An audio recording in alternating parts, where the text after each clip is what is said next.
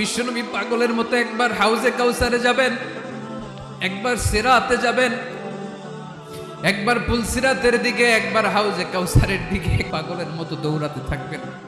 তার কোন গুনাহগার উম্মত যাতে জাহান্নামে ঢুকে না যায়, সেদিন কেউ সুপারিশ করতে পারবে না বিশ্বনবী ছাড়া।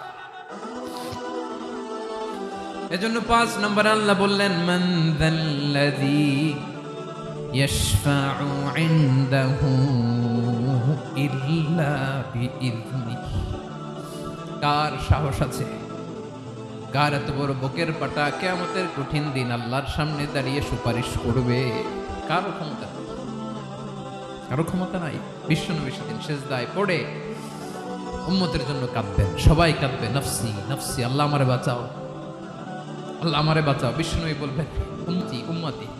বিশ্বনবী আমার জন্য কাঁদবেন, আপনার জন্য কাঁদবেন, আমাদের জন্য সেদিন কেঁদে কেঁদে জাহান্নামের দরজায় দাঁড়িয়ে আমাদেরকে টেনে টেনে জান্নাতে ঢুকাবেন।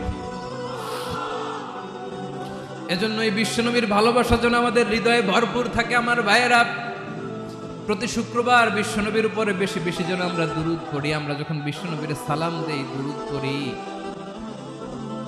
একদল স্পেশাল ফেরেশতা আছে যারা বিশ্বনবীর দুধটা নিয়ে সরাসরি বিশ্বনবীর রওজায় যায়, যে বলে অমুকের বেটা অমুক আপনারে সালাম দিয়েছে। বিশ্বনবী নিজ কবরের থেকে নিজেই সালামের উত্তর দেয়।